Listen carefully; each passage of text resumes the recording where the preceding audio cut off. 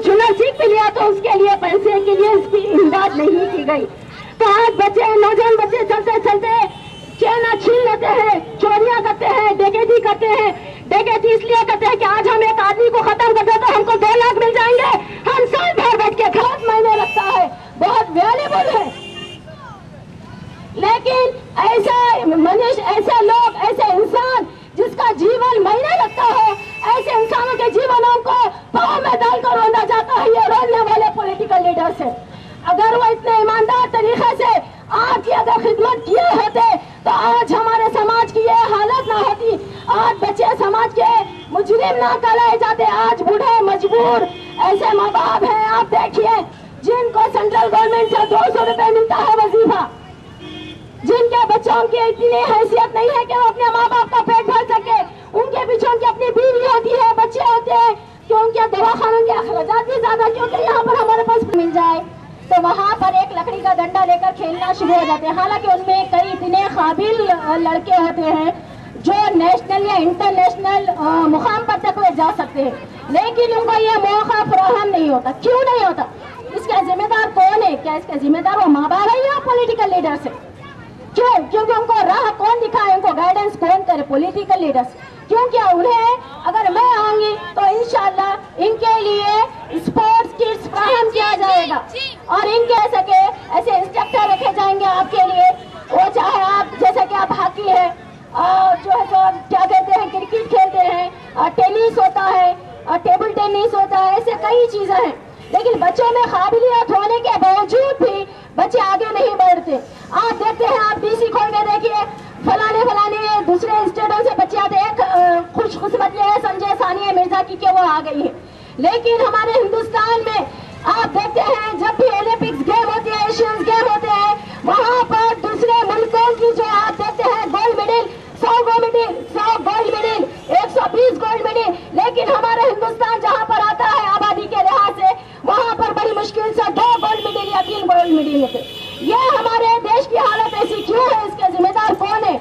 मैं कहती हूँ कि ये पॉलिटिकल लीडर्स है, क्योंकि इनके पास वो तमाम इख्तियारात होते हैं, उनके पास बजट होता है जो आपकी भलाई के लिए जो दिया जाता है, वो तमाम चीजें नहीं लगाई जाती।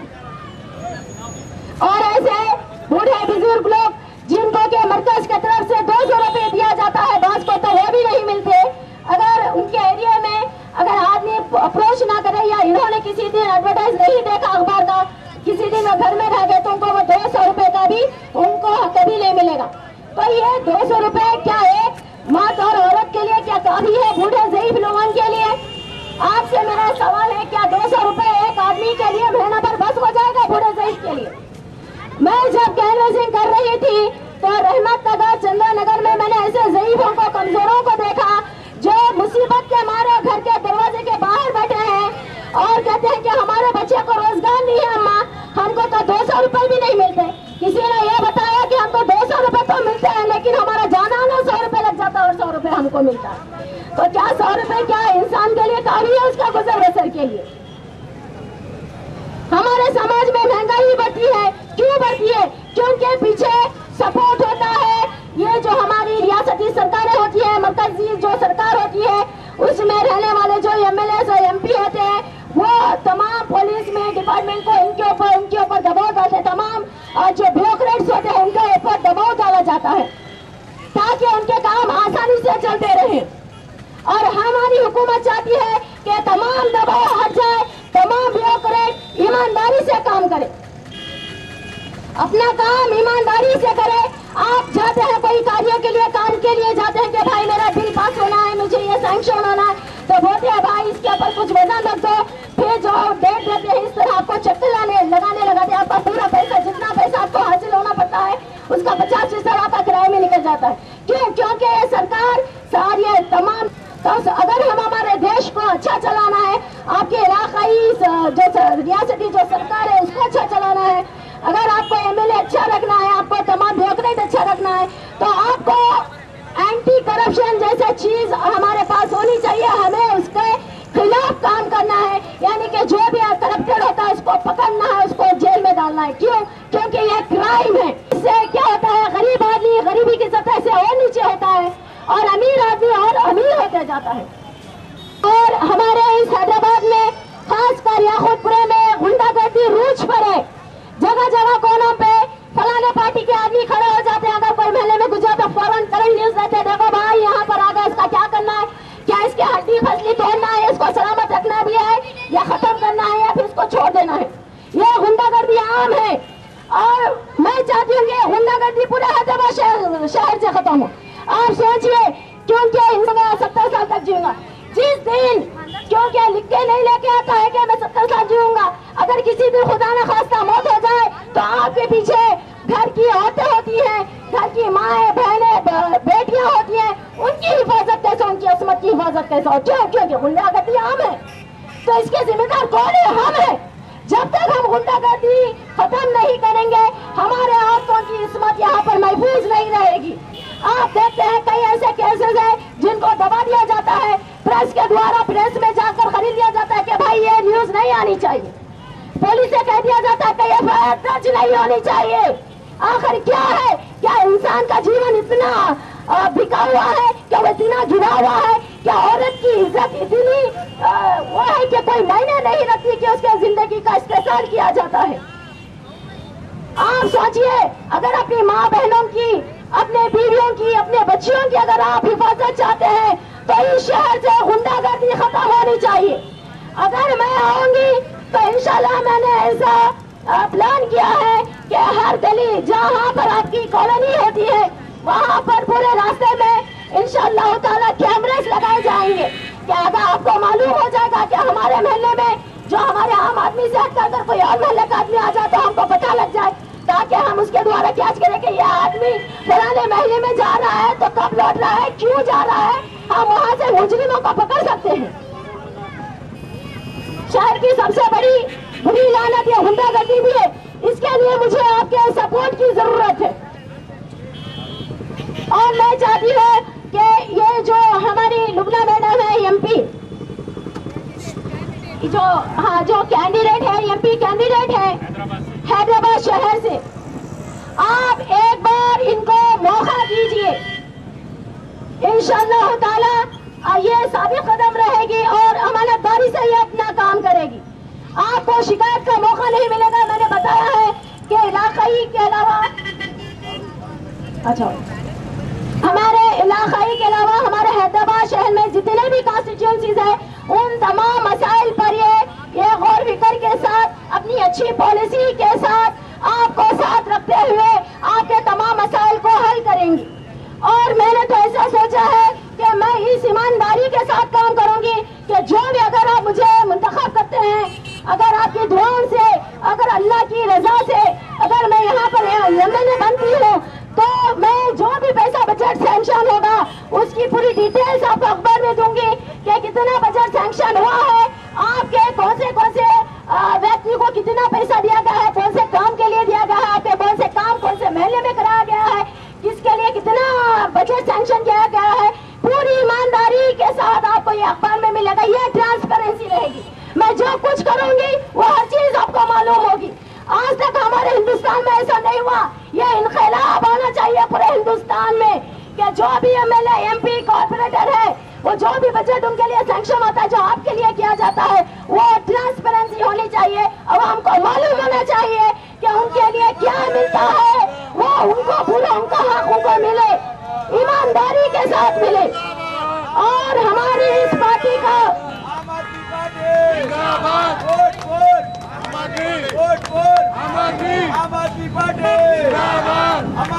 और मैं चाहती हूँ कि आप अपनी सोच बदलें।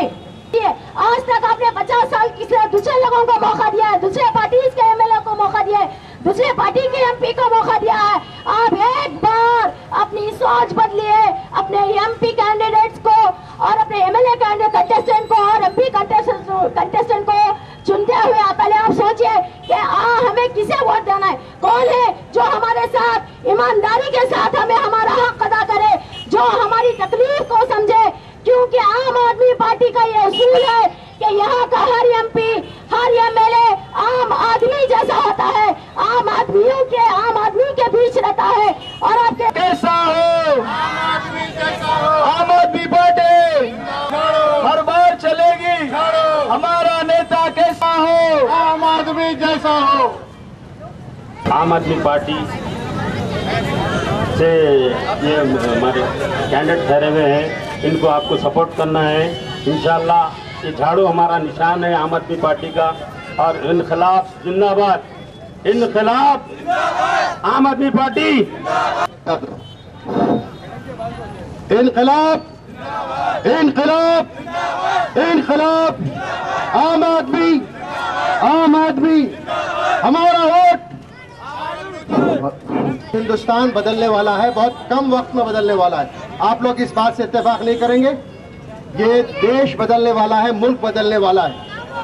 इंसानों के अंदर जो कश्मकश है, इंसानों के अंदर जो गुस्सा है, इंसानों के अंदर, हिंदुस्तानियों के अंदर जिस किस्म का वलवला है, वो सारे हिंदुस्तानियों में और जो है बाजारों में और मॉल्स में नजर आता है। सारे हिंदुस्तान में वो एक ही चीज मांगते हैं, वो ये चीज मांगते हैं कि हिंदुस्तान में इंसाफ की राजनीति हो, हिंदुस्तान में गरीब और अमीर एक समान देखा जाए, यहाँ पे इंसाफ, गरीबों को इंसाफ मिले, उनका हक मिले।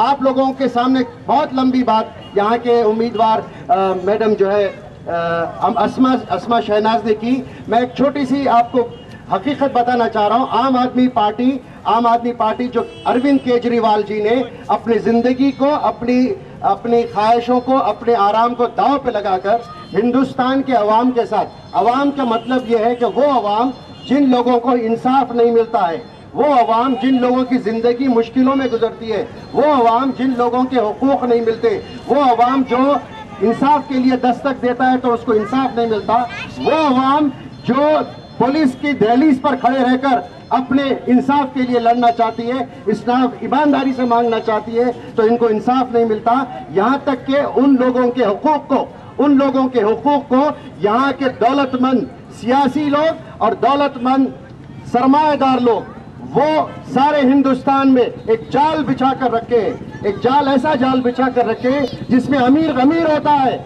और गरीब अमीर रहता है, और अमीर और गरीब के बीच में फासला कम होने के कोई इम्कानात नजर नहीं आते।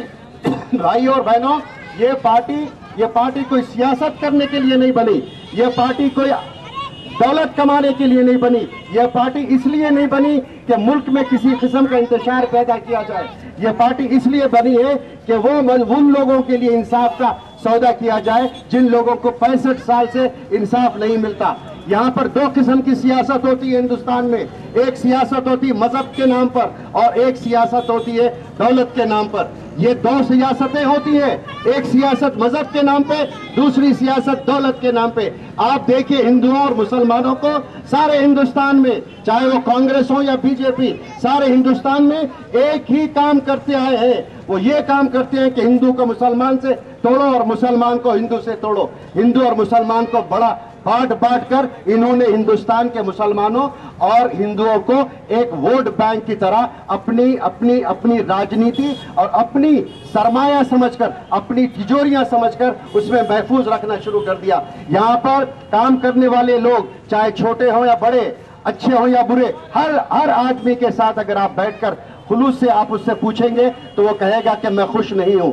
भाइयों और बहनों, ये हिंदुस्तान की लोगों की जो है जो उनके अंदर जिस किस्म का जो है डर है और जिस किस्म का गुस्सा है, उस गुस्से को एक हवा देने के लिए, एक वेंट देने के लिए ये सियासी पार्टी अरविंद केजरीवाल जी ने खड़ा की है। मैं आपके पास दो बातें कहूंगा, वो दो बातों में एक बात और जोड़ दूंगा। वो ये बात है कि स्वराज, आपने सुना होगा कि अरविंद केजरीवाल ने एक मुहिम चलाई है। मुहिम का एक हिस्सा तो यह है कि आम आदमी पार्टी, आम आदमी का मतलब यह है कि आम आदमी मतलब सिर्फ गरीब नहीं होता, आम आदमी मतलब सिर्फ जो है जरूरतमंद नहीं होते। आम आदमी वो सब आम आदमी है। अगर बहुत बड़े ओहदे पे कोई IAS ऑफिसर बैठा हुआ है, अगर पार्लियामेंट में भी कोई ईमानदार आदमी बैठा हुआ है, और गरीब आदमी जिसकी आवाज नहीं सुनी जाती है, गरीब आदमी मेहनत करने के बाद उसकी दो रोटी की जो ख्वाहिश होती है, खून और पसीना बहाने के बाद उसकी दिहाड़ी नहीं मिलती है, अगर उसको दस्तक देने के बाद इंसाफ नहीं मिलता है, अगर उसको दस्तक देने के बाद पुलिस उसकी गुहार नहीं सुनती है, उनके बच्चों पे तकलीफ होती है और उनके सरमायों को सिक्योरिटी नहीं मिलती है, ये सब आम आदमी है। आम आदमी वो सब लोग हैं जो समाज के अंदर रहते हैं लेकिन समाज का हिस्सा रहने के बावजूद उनको उनका हक नहीं मिलता, उनको उनके हुकूक नहीं मिलते। मैं आपसे ये कहना चाहता हूं कि करप्शन जो घूसखोरी का जो निजाम है, करप्शन का निजाम, ड्रेनेज के अंदर पड़ी हुई छोटी सी नाली से लेकर आसमान पे उड़ने वाले प्लेन तक हिंदुस्तान में करप्शन होता है। हिंदुस्तान में आसमान में उड़ने वाले एयर इंडिया के जो प्लेन्स हुए हैं उसमें 35,000 करोड़ का स्कैम हुआ है। हर किस्म से हर जगह पर कहीं ये छोड़ते नहीं, कहीं ये नहीं छोड़ते। पैसा जहां बन सकता है वहां पर ये कांग्रेस की हुकूमतें हो या बीजेपी की हुकूमतें हो या इनकी सासघाट की हुकूमतें हो, ये सारे लोग इस मुल्क को लूटने में लगे हुए। स्वराज के बारे में मैं आपको थोड़ा समझाना चाहता हूं। स्वराज का मतलब है खुद मुख्तारी। अगर हम उर्दू में कहें तो खुद मुख्तारी जिंदगियों को आराम से गुजार नहीं सकता, चाहे वो हिंदू हो या मुसलमान, सिख हो या ईसाई, बुद्ध हो, कोई मजहब का हो, कोई तबके का हो, कहीं रहने वाला हो, किसी जबान का बोलने वाला हो, चाहे हैदराबाद का हो या जो दिल्ली का हो या औरंगाबाद का हो, कहीं का हो, वो लोग अब तक 65 साल में, मैं ये सवाल करना चाहता हूं सारी हुकूमतों से अब तक जो आई है वो ये कि भाई आपने 65 साल की हुकूमत में क्या किया हिंदुस्तान के साथ? आपने गरीब मुल्क को और गरीब बना दिया। अब तो ऐसे कगार पे लाकर खड़ा कर दिया कि उम्मीद खत्म हो गई थी। 2 साल पहले आप लोगों को मालूम है, जो लोग पेपर पढ़ते हैं, टीवी देखते हैं, तबसरे करते हैं, आम लोगों में बात करते हैं कि 2 साल पहले एक ऐसा मौका आ गया था, लोगों में उम्मीद खत्म हो गई थी कि देश का कुछ नहीं हो सकता, देश का कुछ नहीं हो सकता। ये घूसखोर लोग, करप्शन, कम्युनलिज्म और हर किस्म के हथकंडों से हमारी मुल्क में जो लोग शांति चाहते हैं, हमारी जिंदगियों में आराम चाहते हैं, उनकी जिंदगियों में ना आराम आएगा ना राहत आएगी। ऐसी कगार पे जब मुल्क था उस वक्त अरविंद केजरीवाल और उनके चंद साथी सिपाही, उन्होंने फैसला किया कि इस मुल्क में हम सियासत ऐसी करेंगे कि मुल्क में झाड़ू चला देंगे। किन लोगों की झाड़ू चला देंगे? जो घूसखोर है उन पे झाड़ू चलेगी, जो लोग बेईमान है उन पर झाड़ू चलेगी, जो लोग मुल्क को लूटते हैं उनको पूछा जाएगा, जो लोग मुल्क के दुश्मन है उन पे मुकदमे चलेंगे, जो लोग इंसानियत के खिलाफ है उनको कटघरे में खड़ा किया जाएगा, जो लोग मुसलमान और हिंदू या किसी मजहब के लोगों को सियासती बुनियाद पे तोड़ते हैं, बांटते हैं, फसाद कराते हैं।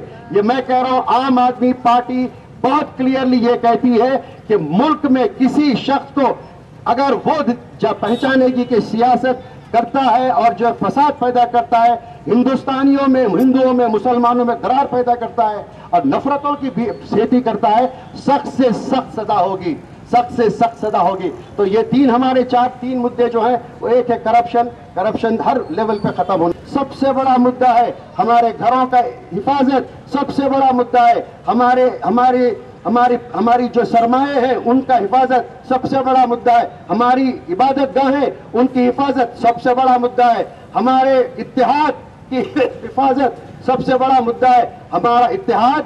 हमारी हर ताकत को तोड़ने का काम सियासी पार्टियों ने 65 साल से अपने रात दिन मेहनत कर ओवर टाइम करके अपनी सियासत को चलाने के लिए इन लोगों ने काम किया। आप देखिए गुजरात में 2002 में जिस किस्म का कांड हुआ, आप लोग सब जानते, 1536 बेगुनाह मुसलमानों का कत्ल किया गया और कई केसेस, 140 केस चलते रहे। आप मुझे बोलिए, कोई इंसाफ इन लोगों को मिला? नहीं मिला, इन लोगों को इंसाफ नहीं मिला। कांग्रेस 12 साल से, नरेंद्र मोदी कितने साल से, आप लोग जानते होंगे नरेंद्र मोदी गुजरात में कितने साल से हुकूमत कर रहे हैं? आप में से कोई बता सकता है? 12 साल। कितने साल से हुकूमत कर रहे हैं? 12 साल से हुकूमत कर रहे। कांग्रेस कितने साल से दिल्ली में राज कर रही है? 10 साल तो हो गए।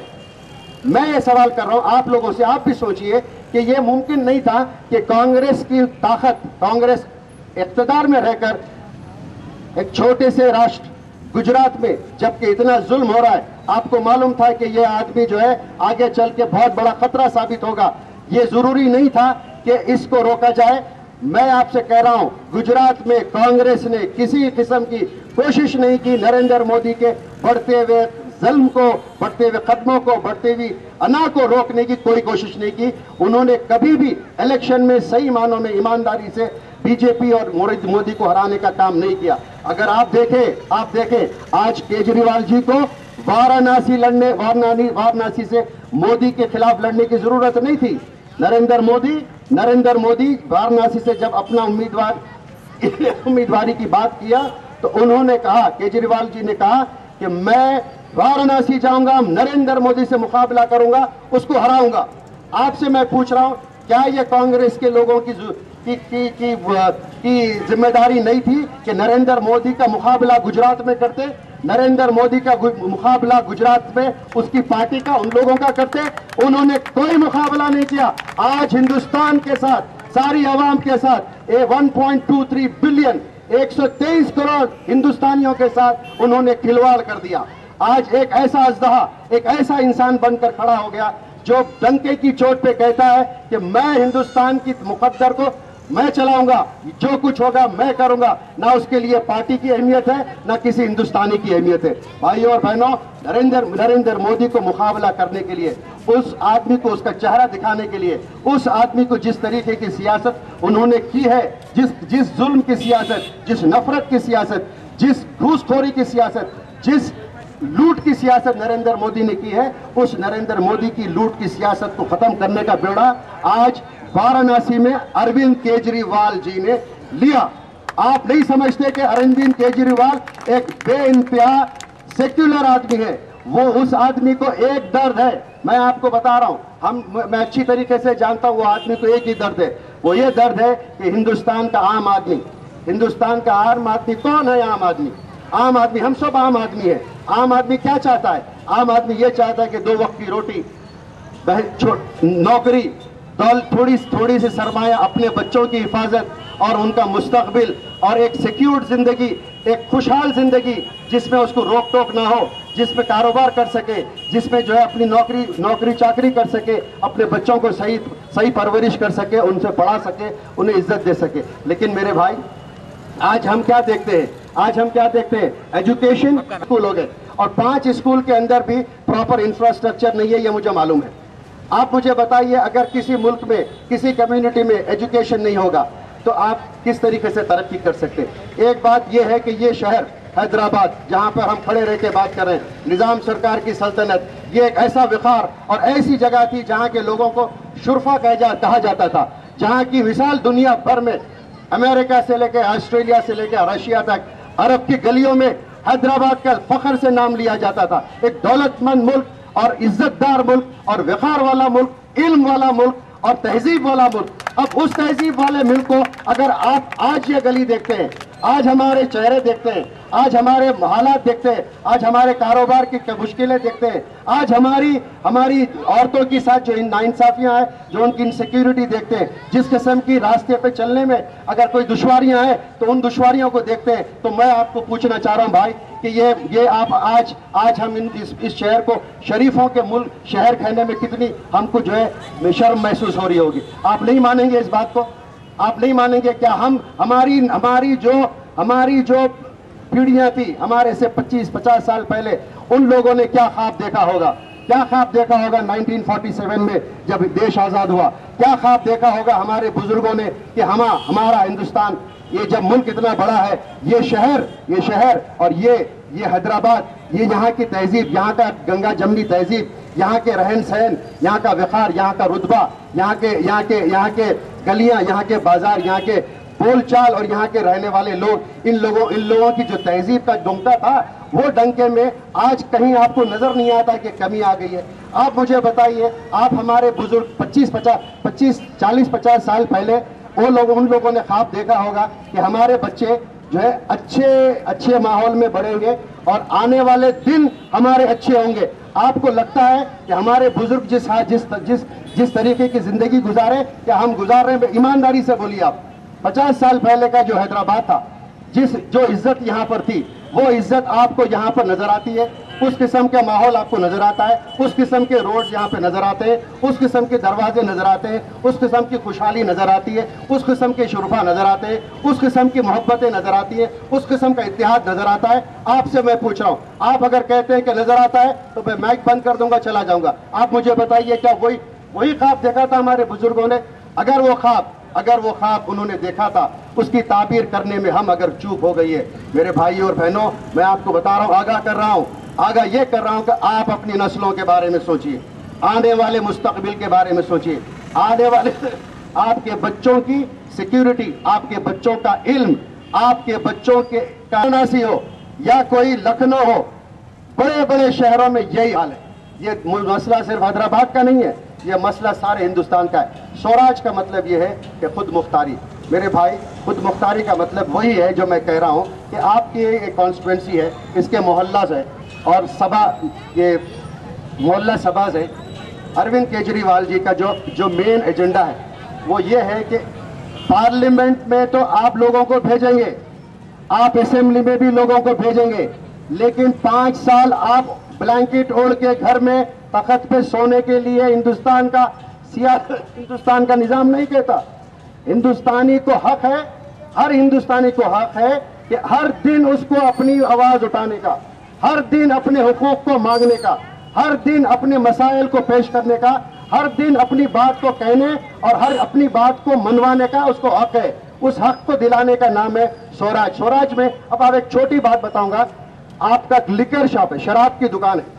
अब आप मुझे बताइए, अगर मोहल्ला सभा है, मोहल्ला सभा एक छोटा सा एक एरिया है जहां पे सपोज समझिए 25,000 लोग रहते हैं, वो मोहल्ला सभा स्वराज के हिसाब से कुछ लोगों से उसको इख्तियारात रहेंगे, फंड डायरेक्टली उनके पास आएगा। वो लोग म्यूनिसिपैलिटी से पैसे नहीं मांगे, उनके पास डायरेक्ट पैसा आएगा। वो लोग डिसाइड करेंगे कि पोल कहाँ लगेगा, वो लोग डिसाइड करेंगे कि ड्रेनेज कहाँ लगेगा, वो लोग डिसाइड करेंगे कि रोड कौन सी बनेगी, वो लोग डिसाइड करेंगे कि हेल्थ क्लब कहाँ, हेल्थ सेंटर कहाँ बनेगा, वो लोग डिसाइड करेंगे कि किताबें चाहिए नहीं चाहिए, वो लोग डिसाइड करेंगे कि टीचर्स होना चाहिए नहीं चाहिए। अब ये जो शराब की दुकान का मामला है, अरविंद केजरीवाल जी का कहना है, उनके स्वराज में कहना है, हमारे मैनिफेस्टो का हिस्सा है, हमारे मैनिफेस्टो में भी लिखा हुआ है आम आदमी पार्टी के, कि अगर एक मोहल्ले के लोग मिलके, जिसमें 50% औरतें भी हों, अगर उन लोगों ने एक रेजोल्यूशन पास कर दिया मोहल्ला सभा में कि भाई हमारे मोहल्ले में शराब की दुकान नहीं लगा सकते, आप लाइसेंस कैंसिल, ये इख्तियार आपको दिया जाएगा। आपको नहीं लगता कि ये अच्छी बात है? ये बात अच्छी नहीं है आप? हाँ, तो ये इनकलाब है, यही इनकलाब है, यही इनकलाब। आपके बच्चों को हेल्थ क्लब नहीं, हेल्थ खेलने के लिए जगह नहीं है। अगर वो लोग डिसाइड करते हैं कि भाई यहाँ पे खुली जगह है, गवर्नमेंट इसको पार्क में तब्दील करे, हमें फंड दे, हम इसमें पार्क बनाएंगे, ये है इनकलाब। दूसरी तरफ उसी तरीके से एजुकेशन, उसी तरह भाई साहब, ये 5 चीजें हमको याद रखने की जरूरत है। दुनिया और मुल्क और इंसानियत, ये सब अल्लाह का निज़ाम है। इस निज़ाम को तोड़ने वाले बदमाश और मक्कार और लुटेरे होते। हम कहते हैं भाई साहब, जो निज़ाम ऊपर वाले ने बनाया है और जो वादे ऊपर वाले ने किया है, उस वादों में तो रद्द बदल मत करो, लोगों को शांति से रहने दो, मिलजुल के रहने दो, उन लोगों की जिंदगियों में रहम उनमें इत्तेहाद पैदा करो, मोहब्बत पैदा करो। मोहब्बत की सियासत अच्छी सियासत होती है, नफरतों की सियासत इंसानों को बांटती है, नुकसान पैदा करती है, उसमें एजुकेशन इफेक्ट होता है, डेवलपमेंट इफेक्ट होता है। 5 मिनट ये होता है। अब आप गरीब हैं और मैं चाहता हूं कि गरीबी एक ऐसी चीज है साहब, गरीब इंसान सबसे अहम काम है कि हिंदुस्तान या समाजी गरीबी हो, किसी किस्म की गरीबी एक बहुत बड़ी मर्ज का नाम है। इस मुल्क में गरीबी की कोई जगह नहीं। आप सोच बोलेंगे भाई इतना दौलतमंद मुल्क था तो इतने लोग गरीब कैसे हो गए? आप देख रहे होंगे कि इंटरनेशनल मार्केट में $8 अब सोने पे सुहागा। ये है मेरे भाई कि कांग्रेस तो कांग्रेस, बीजेपी के जो क्या कहूँ मैं आपको, क्या नाम भी लेने के लिए शर्म आती है, जो उम्मीदवार हैं बीजेपी के प्राइम मिनिस्टर के, आप लोग अच्छा समझते, दिल में कुछ बोल रहे होंगे आप लोग, तो वो हर इंसान के हिंदुस्तानी के जेब भर दिया था। आज से 25 साल पहले, 20 साल पहले, 15 साल पहले जेब इतने भर चुके थे कि हर आदमी खुशहाल अपने बच्चों को स्कूल भेजकर अपनी जिंदगी शान और इज्जत से, खुशी से, अपने मजहब पे कायम रहकर, अपने मस्जिदों को, मंदिरों को अच्छा बनाकर, अपनी हाल हर चीज को देखकर, बैंक में सरमाया रखकर एक उम्मीद की जिंदगी खुशहाली से बगैर किसी फिक्र और डर के गुजार सकता था। इन लोगों ने हिंदुस्तान की 123 करोड़ आबादी की खुशहाली को रहन रख दिया है मुकेश अंबानी और अदानी जैसे लोगों के पास। आपको हैरत होगी, टाटास को गुजरात के नरेंद्र मोदी ने, जहां की जमीन का दाम जो है 80 लाख रुपए एकड़, 1.5 करोड़ रुपए एकड़, 50 लाख रुपए एकड़ होता है, उस जमीन को 1 रुपया गज में बेच दिया। क्या बोल रहा हूं मैं आपको? वो पैसा किसका था मुझे बताइए? आवाम का पैसा नहीं था। आप लोग खामोश क्यों है? आपको अगर मैं आपके जेब से कुछ 2000 रुपया भी आपके जेब से 500 निकाल लो, आप मुझे निकालने देंगे? अगर मैं अब नीचे उतर के आओ, सबको बोलो भाई जेब में से पैसे निकालो, आप दे देते पैसे मेरे को? तो फिर आप क्यों रिएक्ट नहीं करते?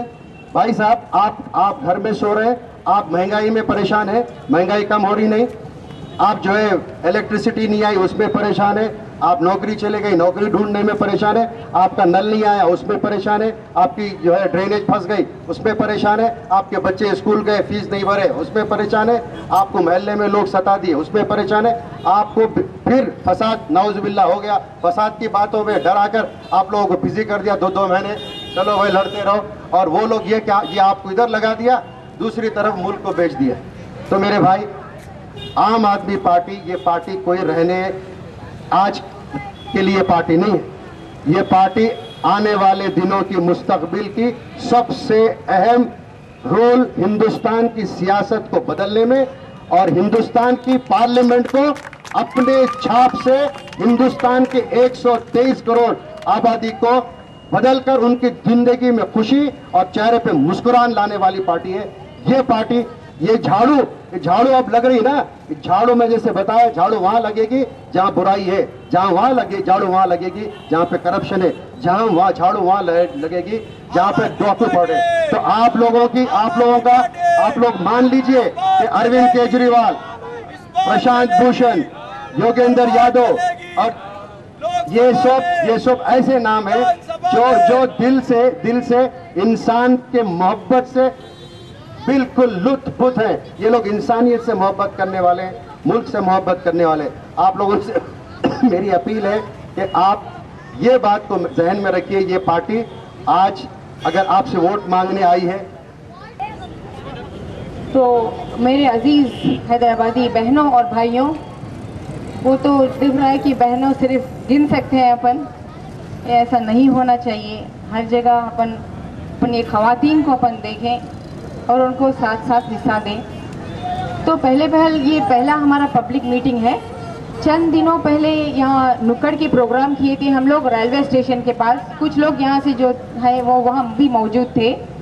दिल्ली से नुक्कड़ टीम आए थे और बहुत जोश भरा नुक्कड़ नाटक कर रहे थे वो लोग। तो उसमें से एक जो उनका स्लोगन था वो हम यहाँ दोहरा लेंगे, बहुत ज़बरदस्त था अपने हैदराबाद के लिए। वो ये बोल रहे थे कि हैदराबाद शहर आपका, नहीं किसी के बाप का। हैदराबाद शहर आपका, नहीं किसी के बाप का। हैदराबाद शहर आपका, नहीं किसी के बाप का। इस बार चलेगी, हर बार चलेगी आम आदमी। तो मेरे अजीज बहनों और भाइयों, आप ये मत सोचिए कि ये हमेशा की तरह हम हर जगह सुनते हैं कि भाइयों और बहनों कहा जाता है, ये खातून क्यों बहनों और भाइयों बोलते जा रही है। तो अंग्रेजी में जो है लेडीज और जेंटलमैन कहते हैं, लेकिन हम लोग उर्दू और तेलुगु में बोलते हैं भाइयों और बहनों।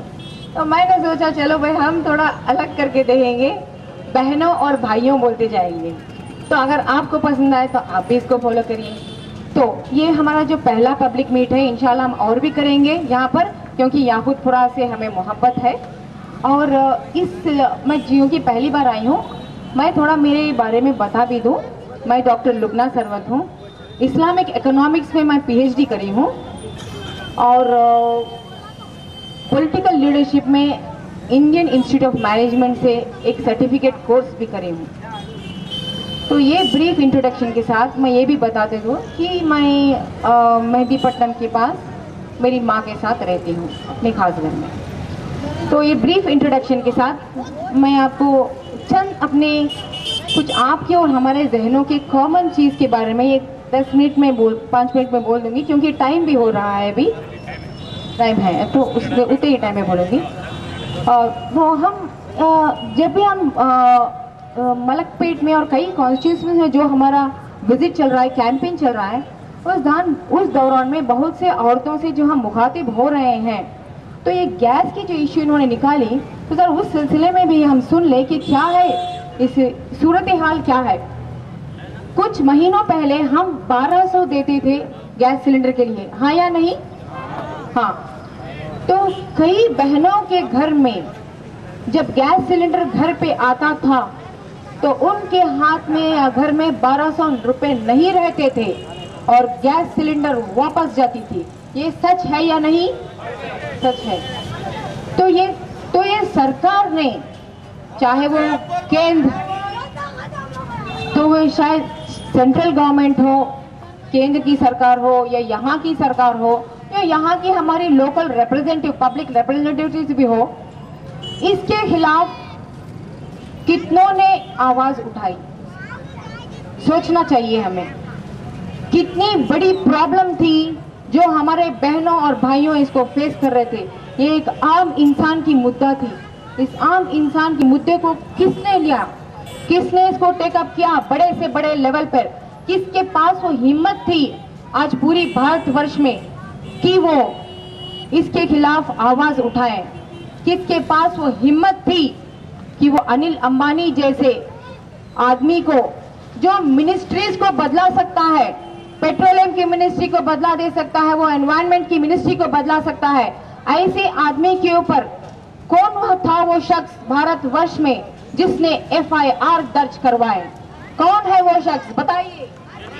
अरविंद केजरीवाल, जो आम आदमी पार्टी का नेशनल कन्वीनर है, अपना लीडर है। एक ही जहन है कि आम इंसान की दुख दर्द हम कैसे दूर करें। क्यों आम इंसान नहीं मुस्कुरा रहा है? और एक मैं छोटी एग्जाम्पल आपके पास पेश कर दूं कि हमारी सरकारों के पास कितनी गुरूर है, ये भी सुन लीजिए आप। किंगफिशर एयरलाइंस का मालिक कौन है? विजय मल्ल्या। वेरी गुड, शाबाश। याकूतपुरा के लोग बहुत नॉलेजेबल है, बहुत खुशी हो रही मुझे। तो विजय मल्ल्या इस भारतवर्ष के कई बैंकों को हजारों के करोड़ों रुपयों का डेट है उसके पास, खर्च में है वो, हजारों के करोड़ों के रुपयों का खर्च है उसका, बैंकों को देने का है। लेकिन वो दुबई के अल बुरुज में बैठा है 101वीं मंजिल में, और वहां से वो ट्विटर पे ट्वीट करता है कि हाँ मैं यहाँ डिनर कर रहा हूँ दुबई के अल बुरुज में, वहां मुझे समुद्र देख रहा है, बहुत अच्छा और हसीन लग रहा है मुझे जिंदगी। समझे आप? जो बैंक में जो पैसे है वो किसकी है? वो पैसा आवाम की पैसा है। आवाम की छोटी छोटी पैसा जो विजय मल्ल्या को दिया गया था, वो हजारों के करोड़ों के रुपयों की जो खर्चदार है वो खुशहाली से अल बुरुज में डिनर कर रहा है। लेकिन उसको आप इस नजर से देखिए कि हमारे जो हैदराबाद शहर में कितने ऐसे गरीब हैं, ओल्ड सिटी में और कई जगह पर, पूरी हैदराबाद कॉन्स्टिट्यूंसी में, जो छोटे छोटे खर्चों पर अपने आप को खुदकुशी कर रहे हैं। हजारों की करोड़ों की खर्च रखे वो खुश है, डिनर कर रहा है बाहर, लेकिन ओल्ड सिटी के गरीब खर्च में मुब्तला होके 20 से 30 से 40% सूद में वो मुब्तला है और वो खुदकुशी कर रहे हैं और अपने घरों की औरतों की जिंदगियां भी एट रिस्क डाले हुए हैं और वो घर के मर्द हजरात की भी जिंदगी रिस्क में है। क्या ये लीडरों, ये सरकारों के नजर में ये नहीं पड़ी है? क्या वो नहीं जानते इस बात को? तो ये ऐसी क्या बात है कि छोटी खर्च पे हमारे लोग खुदकुशी कर रहे हैं और अपने औरतों की जिंदगी को भी रिस्क में डाल रहे हैं, और बड़े बड़े खर्च को लेकर भी वो सरकारों की मदद से वो खुश है। तो ऐसी सरकारों को हम लोगों को बदलाने की बहुत सख्त जरूरत आप महसूस करते हैं या नहीं? करते हैं या नहीं? तो ये आम आदमी पार्टी की ये हर मुद्दा आम इंसान की ही लेती है। आप ये जरूर जहन में जरा रख लीजिए कि अगर आप आम आदमी पार्टी के कैंडिडेट को आप वोट दे रहे हैं तो आम आदमी पार्टी के कैंडिडेट पर आप हुकूमत चलाएंगे। ऐसा नहीं है कि आम आदमी पार्टी के कैंडिडेट आप पर हुकूमत चला सकते हैं, क्योंकि आम आदमी पार्टी उसके जो कैंडिडेट्स हैं उस पर कड़क नजर रखती है। ये दूसरे पार्टियों की जैसा नहीं है कि वो कैंडिडेट उनकी कैंडिडेट मेंबर ऑफ पार्लियामेंट या मेंबर ऑफ लेजिस्लेटिव असेंबली अगर कुछ गलतियां भी करते रहे और पार्टी उनको सपोर्ट करते जाए। आम आदमी पार्टी ऐसा नहीं है, उनके कुछ खास प्रिंसिपल्स हैं, ईमानदारी, इंसानियत, इंसाफ, और इस प्रिंसिपल्स के मैं आपको ये भी मेरे बारे में कुछ बताना चाहती हूँ। Okay, I will and it. मैं आपको ये भी कुछ पर्सनल आपके बारे में बता दूं, और मैं कई जगहों पर भी ये बता रही हूँ कि आज मैं एमपी के लिए यहाँ से कंटेस्ट कर रही हूँ, तो मेरा औकात और हैसियत क्या है जरा मैं आपके सामने पेश करना चाहती हूँ। क्योंकि आमतौर पे जो पार्टियां हैं वो टिकट देते वक्त क्या देखती है कि वो कितना पैसा पार्टी के लिए ला रहा है, एक वो किस पॉलिटिशियन के बेटा बेटी है, एक दूसरा, और उसकी सोसाइटी में क्या स्टेटस है और कितना मशहूर है।